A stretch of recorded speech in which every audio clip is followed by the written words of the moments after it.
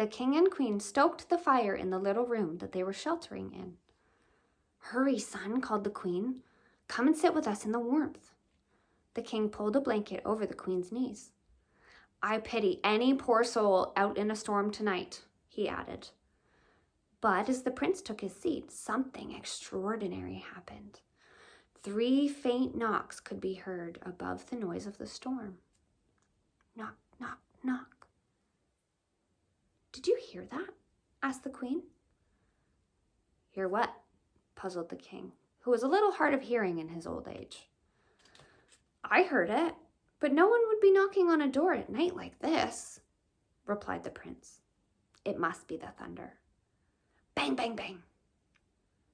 This time, there was no doubt. Somebody was at the castle door. The king rose to his feet. "We must let them in and offer them shelter," he demanded, "whoever they may be." The prince helped his father pull open the castle's great oak doors.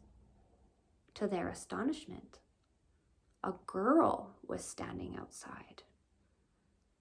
"Good evening," she said politely. "May I please come in?" The prince could not take his eyes off of the stranger. She looked so beautiful standing there, even though she shivered in the cold night air. The girl's simple gown was drenched in rainwater, and her thin shawl clung to her shoulders. Her tresses hung in damp curls around her waist. Even her dainty slippers were splattered with mud.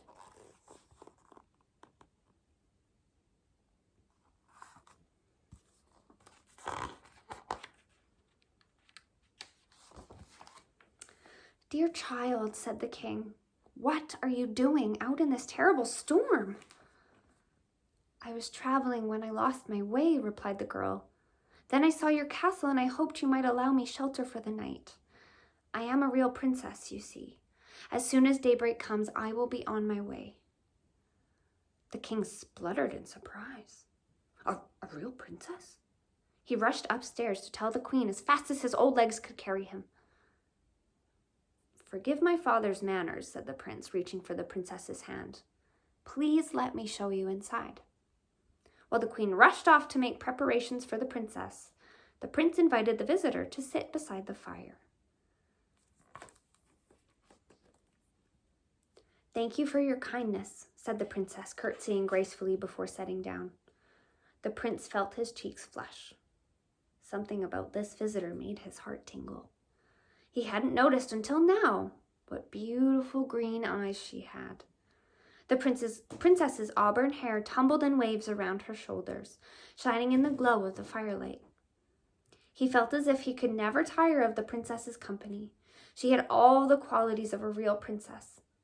She was kind, clever, funny, and thoughtful. Meanwhile, the queen lit a fire in the guest bedroom and fetched soft blankets and towels. Next, she filled a bath full of bubbles and precious flower oils. Then she ran down to the kitchen to find something hearty for the princess to eat. "Poor thing," she muttered, bustling up and down the castle steps with armfuls of quilts and extra flagons of water for the bath. "Look how she shivers with the cold. We must warm her up." "Her clothes are simple and plain," whispered the king. "And yet she claims to be a princess? Can that be really true?" The queen smiled knowingly. "Leave this to me," she said. "I was a princess once, and I know the perfect test. By morning, we shall know the truth about our mysterious stranger." "Your bedchamber is ready for you," said the queen at last. "Come this way." The princess followed the queen up a narrowing, winding staircase. At the very top was a candlelit room with soft fleeces spread across the floor. The princess smiled gratefully when she saw the sweet-scented bath that the queen had filled for her. Clean night robes had been put on a table, along with a delicious bowl of hot chocolate. The rest of the chamber was filled with an immense 4-poster bed. The princess gasped. There had to be at least 20 mattresses piled onto the bed, stacked up in a dizzying tower. "I do hope that you'll be comfortable," said the queen, pointing to the giant bed. "We don't often have princesses stay at the castle."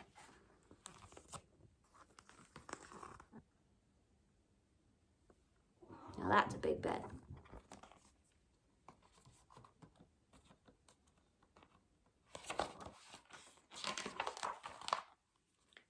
The princess rubbed her eyes. I'm certain I will, Your Majesty, she said. I am exhausted. The queen chuckled quietly to herself as she closed the princess's door. The visitor couldn't know what else the queen had prepared for her. At the very bottom of the bed, the queen had placed a single, tiny green pea. Sleep well, fair stranger, she mused. Let's see if you are a real princess. The king, queen, and prince were eating their breakfast when the princess appeared the next morning. The storm had blown over and sunshine streamed in through every window. Outside the castle's gold pennants fluttered in the breeze. Good morning, said the prince, leaping to his feet at the arrival of their guest. Please join us. The princess stifled a yawn. She looked just as lovely as she had the night before, but her face seemed pale. There were dark shadows under her eyes. How did you sleep? Asked the king. The princess looked at her lap. Please tell us, said the queen, gently taking the girl's hand. Don't be shy. You can speak openly with us. I don't want to appear ungrateful, said the princess quietly. You've welcomed me in so graciously. Not at all, comforted the queen. There was a hard lump in my bed, the princess finally admitted. I'm bruised and black and blue from it. You've been so kind, but I couldn't sleep a wink. The prince frowned with concern. But the queen had heard everything she had hoped for. Much to the princess's surprise, she hugged her tightly. We have found our real princess, she beamed. Only a real princess would be delicate enough to feel a tiny pea through so many mattresses. Your precious bride has come to you at last, my son. I knew it, laughed the king. The prince dropped down onto one knee. He had loved the princess from the moment he'd opened the castle door and seen her standing there shivering in the rain. Would you do me the honor of marrying me? He asked. The princess's eyes sparkled with happiness. Yes, she nodded, I will. The king and queen could rejoice at last. There was going to be a royal wedding. The prince married his bride the very day. Every man, woman, and child in the kingdom joined in the celebration. Throughout the valley. I'm so sorry, you guys. That is our lizard, and he's rocking in his hammock, interrupting.